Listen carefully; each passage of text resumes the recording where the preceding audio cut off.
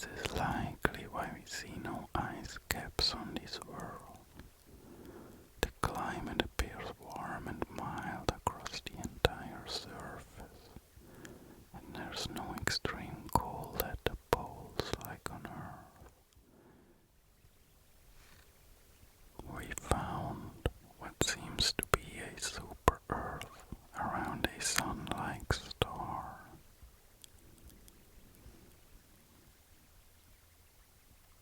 Let's zoom in some more. Look at this.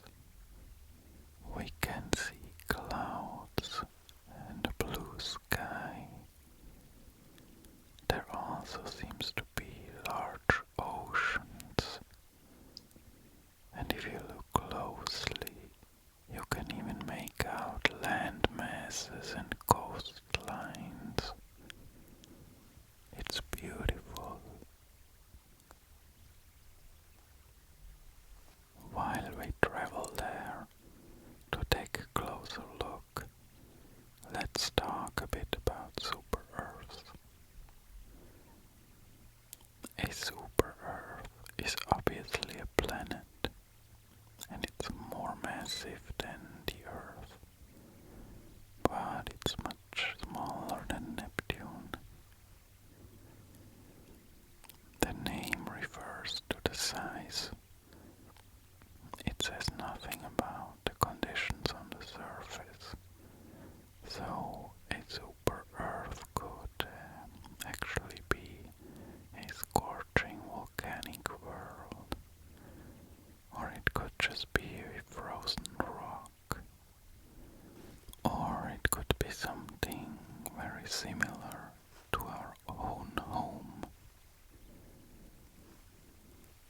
In terms of mass, super Earths range from 1 to 10 times the mass of the Earth, and in size the rocky ones are roughly 1.2 to 2 times the Earth's diameter.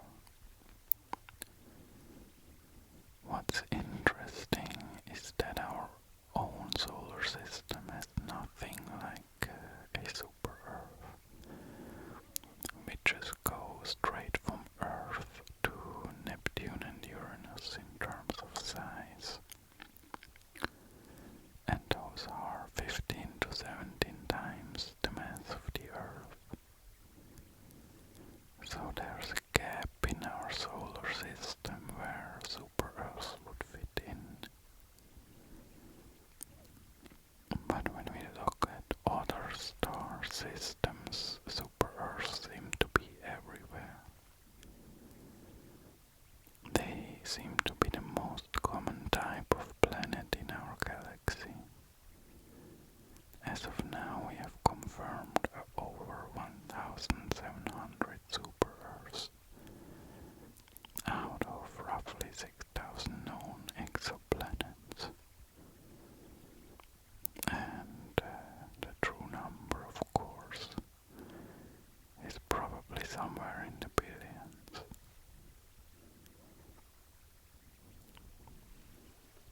This one here is clearly larger than Earth.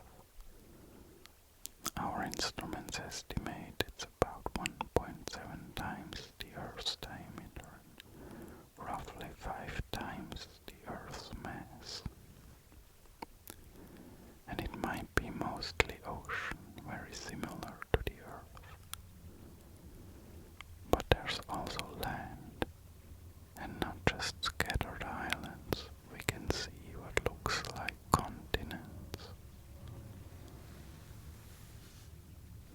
And the atmosphere is thicker than ours, maybe 2 or 3 times the pressure that we have on Earth's surface. That's enough that you would notice the difference, but it's not exactly crushing. And the sky is blue for the same reason why the Earth's sky is blue. Molecules in the atmosphere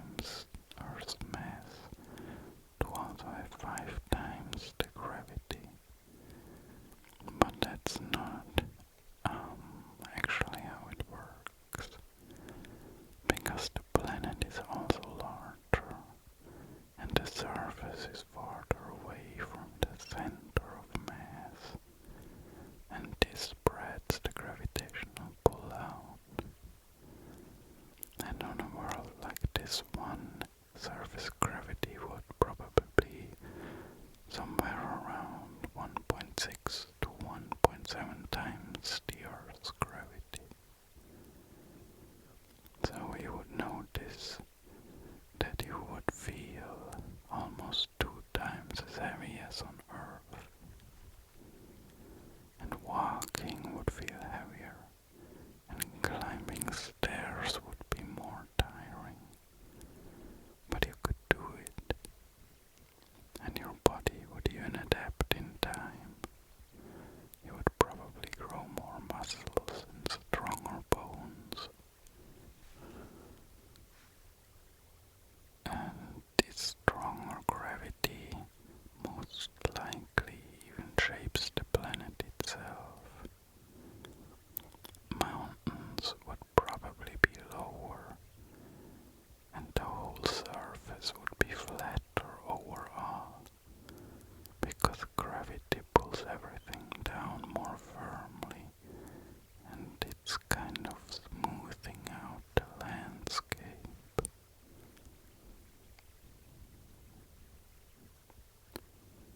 And the oceans here are likely much deeper than on the Earth. On Earth, the average ocean depth is about 3 to 4 kilometers, and the deepest point reaches nearly 11 kilometers. But on a water-rich super-Earth like this, oceans could be tens of kilometers deep, perhaps even hundreds. And at those depths, the pressure becomes so extreme that water would behave in unfamiliar ways. It can be forced into exotic forms of ice. It's not like the ice that we know from our freezers, for example.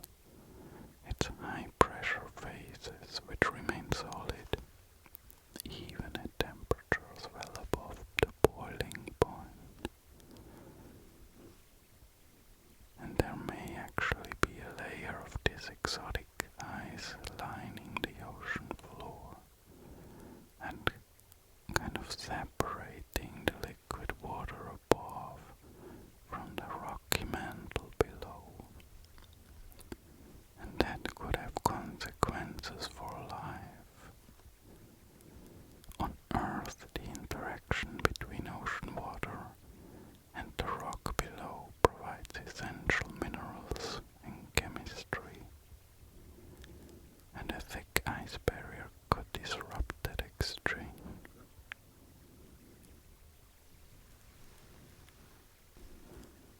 But closer to the surface, where the water is shallow and sunlight reaches down, the conditions may be very different. The atmosphere of a super-Earth can tell us a great deal. A larger planet with stronger gravity holds onto its gases more tightly. It's harder for molecules to escape into space. So over billions of years, a super-Earth tends to accumulate a thicker atmosphere than, for example, the Earth. And this also has some consequences. So we would expect that heat is distributed more evenly. A thicker atmosphere acts like a blanket, carrying the warmth from the sunlit side to the cooler regions. And temperature difference between day and night, and between the equator and the poles, they will be smaller than on Earth. And this is likely why we see no ice caps on this world.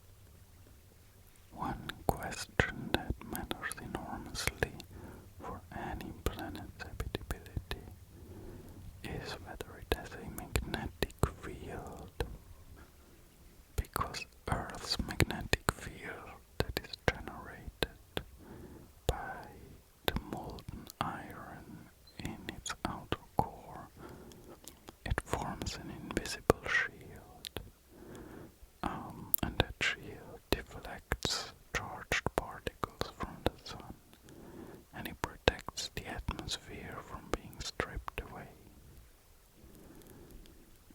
And without it, the Earth might have lost its air long ago, just like Mars did. And recent research suggests that super-Earths may actually have stronger magnetic fields than our planet, and especially those in the range of 4 to 6 Earth masses, because the greater internal pressure and heat could sustain a dynamo, a self-reinforcing cycle of moving metal and magnetism that could last for billions of years. This world here likely has a robust magnetic field, which means its atmosphere has been well protected, and whatever is on the surface has had a long, stable environment in which it could develop.